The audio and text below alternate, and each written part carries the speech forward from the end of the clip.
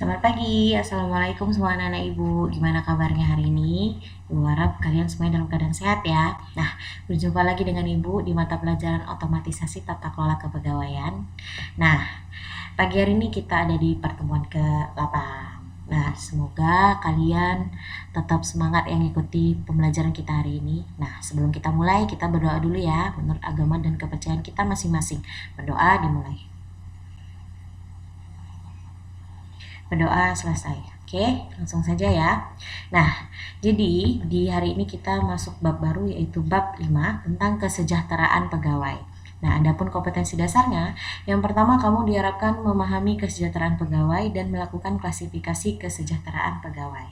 Nah, tujuan pembelajarannya yang pertama, kamu diharapkan dapat menjelaskan pengertian dan landasan hukum kesejahteraan pegawai, dan yang kedua, diharapkan dapat menjelaskan tujuan dan manfaat program kesejahteraan karyawan. Oke, langsung saja kita masuk ke subbab A, yaitu tentang pengertian kesejahteraan pegawai. Menurut IG Bursanto, kesejahteraan sosial atau jaminan sosial itu bentuk pemberian penghasil baik dalam bentuk materi maupun dalam bentuk non-materi. Nah, ini diberikan oleh perusahaan kepada karyawan selama masa pengabdiannya atau setelah berhenti karena pensiun, lanjut usia, atau dalam usaha untuk memenuhi kebutuhan materi maupun non-materi kepada karyawannya dengan tujuan untuk memberikan semangat atau dorongan kerja kepada karyawan. Sedangkan menurut Andre F. Sikulu, yang namanya kesejahteraan karyawan itu adalah balas jasa yang diterima oleh pekerja dalam bentuk selain upah atau gaji langsung. Itu adalah dua contoh pengertian kesejahteraan pegawai. Nah, di subbab selanjutnya itu tentang tujuan dan manfaat program kesejahteraan karyawan. Itu ada menurut Malayu SP Hasibuan.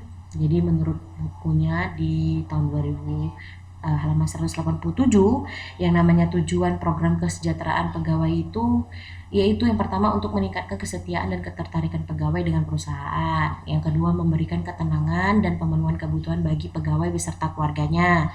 Memotivasi gairah kerja, disiplin dan produktivitas pegawai. Menurunkan tingkat absensi dan labor turnover. Menciptakan lingkungan dan suasana kerja yang baik serta nyaman, lalu membantu lancarnya pelaksanaan pekerjaan untuk mencapai tujuan.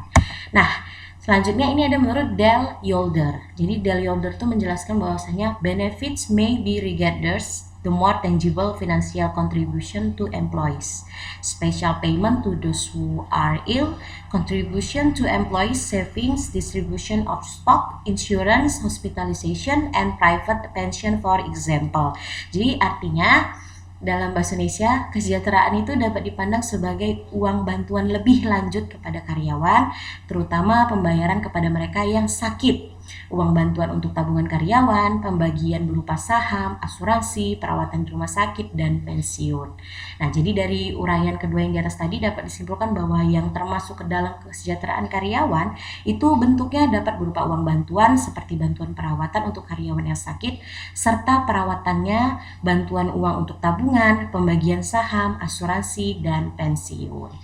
Jadi, kesejahteraan buruh atau pekerja dalam suatu pemenuhan kebutuhan itu bersifat jasmania dan rohania, baik di dalam maupun di luar hubungan kerja, yang secara langsung atau tidak langsung dapat mempertinggi produktivitas kerja dalam lingkungan kerja yang aman dan sehat.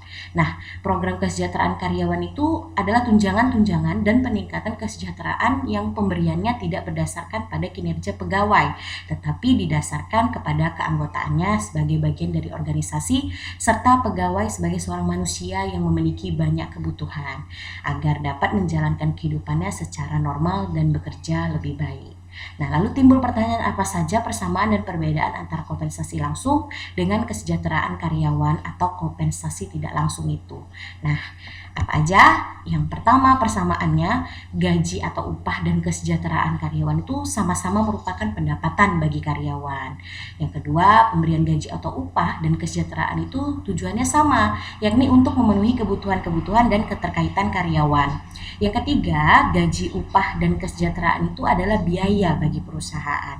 Yang keempat, pemberian gaji atau upah dan kesejahteraan itu dibenarkan oleh peraturan yang legal, jadi bisa dimasukkan dalam neraca finansial perusahaan tersebut. Nah, tapi ada juga perbedaannya. Apa itu? Yang pertama, gaji atau upah itu hak karyawan untuk menerimanya dan menjadi kewajiban perusahaan untuk membayarnya. Jadi bagi karyawan itu hak, bagi perusahaan itu kewajiban. Yang kedua, gaji atau upah itu wajib dibayar perusahaan, sedangkan kesejahteraan diberikan hanya atas kebijaksanaan saja. Jadi bukan kewajiban perusahaan ya, jadi sewaktu-waktu bisa dihapuskan. Lalu yang ketiga, gaji atau upah itu harus dibayar dengan finansial, yaitu uang atau barang. Sedangkan kesejahteraan itu diberikan dengan finansial dan non-finansial, bisa dibilang berupa fasilitas. Nah, lalu yang keempat, gaji atau upah itu waktu dan besarnya itu tertentu, sedangkan kesejahteraan itu waktu dan besarnya tidak tertentu.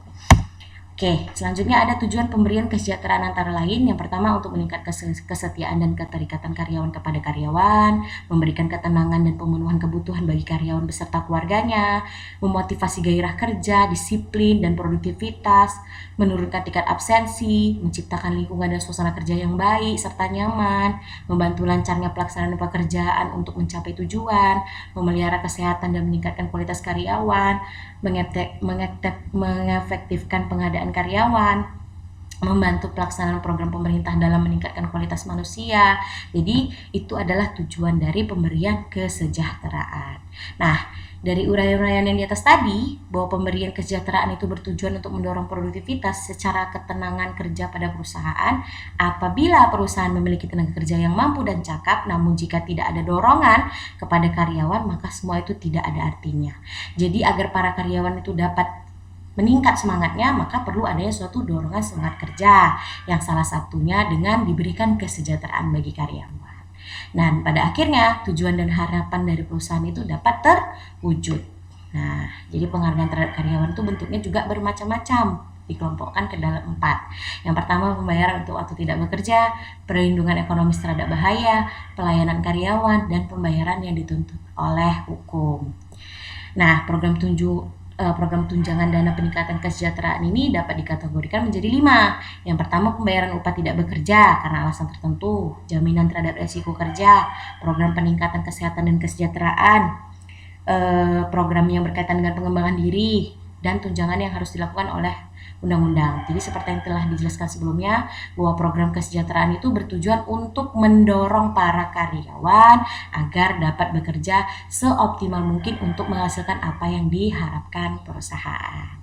Nah, jadi jenis program kesejahteraan kepada karyawan tadi itu udah diutarakan oleh Malayu SP ya, dan ini dijelaskan dalam bentuk tabel.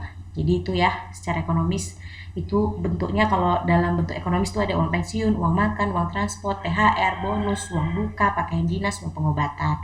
Sedangkan kalau fasilitas itu yang diberikan kesejahteraan kepada karyawan, bentuk fasilitas tuh misalnya tempat ibadah, ada kafe, ada ruang gym, olahraga, lalu ada kesenian, dikasih pendidikan, cuti, ada koperasi, ada diberikan izin. Nah, itu termasuk fasilitas.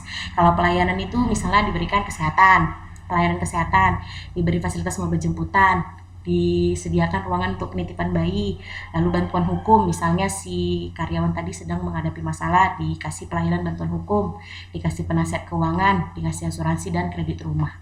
Jadi itu adalah jenis-jenis kesejahteraan karyawan ya, menurut si Malayu SP Hasibuan. Nah, jadi itu aja dulu materi kita hari ini. Apabila ada yang kurang jelas, anak-anak ibu bisa WA ibu dan tanya ibu. Nah, sebelum kita mengakhiri pembelajaran kita hari ini, ada baiknya kita berdoa menurut agama dan kepercayaan kita masing-masing ya. Berdoa dimulai. Oke, berdoa selesai. Terima kasih ya anak-anak ibu tetap mengikuti pembelajaran kita pada pagi hari ini. Semoga kalian sehat selalu dan jangan lupa kerjakan tugasnya. Selamat pagi.